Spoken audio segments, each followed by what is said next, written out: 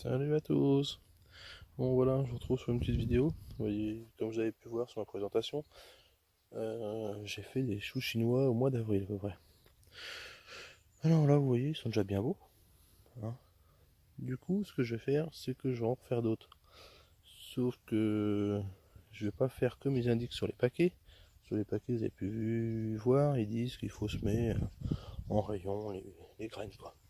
Le seul souci, c'est que il faut un paquet de graines pour faire bientôt un rayon. Alors c'est de la perte de graines pour rien du tout. Vous allez voir comment je fais. Moi, je fais tout en godet. Je vous reprends dans quelques secondes. Je vous fais voir ça. Allez, à tout à l'heure. Bon, voilà. On se retrouve comme promis pour vous faire voir comment je fais. Alors, c'est tout simple. Comme je vous voyais, c'est des semis, des plateaux alvéolés en fait. Moi, je me sers de ça. C'est des plateaux alvéolés. Il y en a 24. Vous voyez. Et moi, je fais mes choux, mes salades. Je fais tout là-dedans. Je trouve ça très pratique. Alors là, je l'ai pré-rempli pour gagner un peu de temps. Vous voyez, là, je tasse un petit peu. Alors certains me diront, oh, faut pas tasser, ça a plus de mal à germer, tout ça. Moi, je tasse. Je vais vous expliquer pourquoi. Parce que quand vous mettez l'eau, sinon, toute la terre, ça remue, tout ça, ça bouge. Et les graines se retrouvent enfoncées. Moi, je trouve pas ça terrible. Je préfère tasser tout doucement, vous voyez. Pas très fort, mais un petit peu. Ça évite comme ça, la terre, elle bouge pas, la graine, elle bouge pas, rien ne bouge. C'est parfait comme ça. Voilà. Bon. Alors là, vous voyez, je prends mes choux chinois. Je me suis dépanné d'un magasin pas très loin de chez moi. Si j'en avais pu, j'en avais pas recommandé. Alors, comme je vous disais, vous voyez, je sais pas si vous arrivez à voir, il y en a presque pas dans le paquet.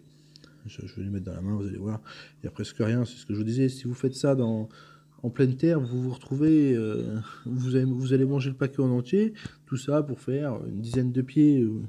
Au bout du compte, tandis que là, si vous faites comme je vous fais voir sur le plateau alvéolé, vous mettez 2 graines dans chaque plateau, et voilà. Vous voyez, comme je disais, il n'y a pas grand chose. Vous voyez là, je vais mettre 2 graines. Vous voyez, vous mettez 2 graines dans chaque. Alors, je mets 2 graines pour être sûr. Comme ça, s'il y en a une qui pousse pas, l'autre poussera. Normalement, il n'y a pas de souci. Vous voyez, mais même en mettant 2 graines, je vais pouvoir faire 3 plateaux comme ça. Il n'y a pas de problème. Et l'avantage des plateaux alvéolés, c'est que quand vous allez enlever l'alvéole, du coup, vous mettez la mode de terre. Et le chou ne s'arrête pas, il continue, ça pousse directement en fait. Pour lui, il n'a pas l'impression d'avoir changé, au contraire, les racines partent.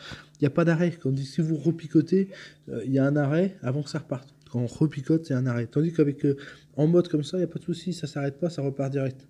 Il n'y a aucun problème. Moi, je préfère. En tout cas, je préfère.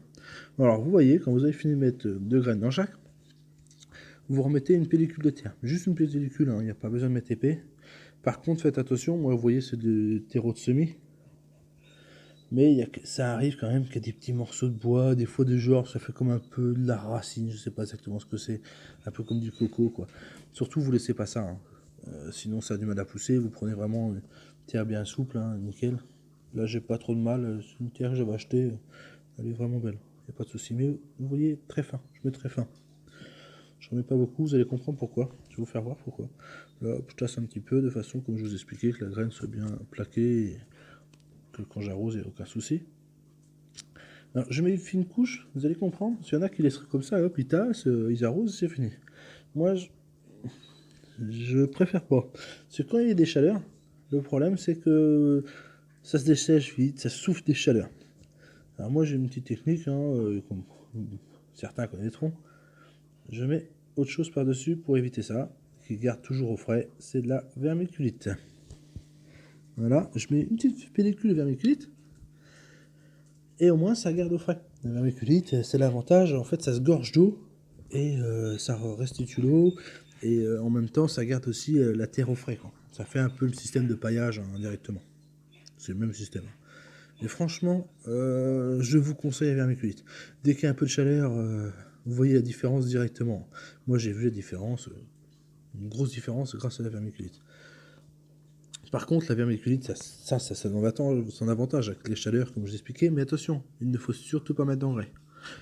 Je peux pas vous dire exactement pourquoi, mais je sais qu'il faut surtout pas mettre d'engrais. Alors moi j'en mets pas, de toute façon, je mets jamais d'engrais. Je mets très peu d'engrais.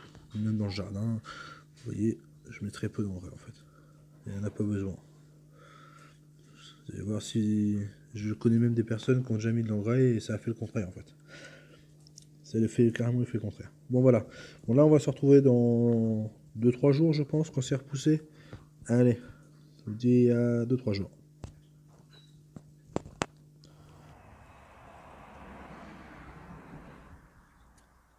Bon, je vous retrouve aujourd'hui pour vous faire voir ce que ça a donné les choux de Chine. Ça fait exactement 3 jours que je les ai semés. Voilà, je vous fais voir ce que ça a donné. Voilà, on voit bien que en fait ça a poussé un peu partout. Il n'y a aucun souci. Alors maintenant, je vais laisser encore grossir un petit peu. Et après, je vais en laisser qu'un seul par le plus fort. Je laisserai le plus fort à chaque fois. Et comme ça, bah là, ça m'en fera 24, hein, et quoi faire. Vous voyez, j'ai mis 2 graines à chaque, mais au bout du compte, ils ont tous poussé. Hein. Mais on mange quand même moins de graines qu'en faisant un semis en pleine terre. Voilà. Bon bah sur ce, je vous dis à une prochaine vidéo. Alors si vous avez aimé, n'oubliez pas de liker, laisser un petit commentaire, ça fait toujours plaisir. Et si vous voulez voir d'autres vidéos, vous pouvez vous abonner. Allez, salut à tous.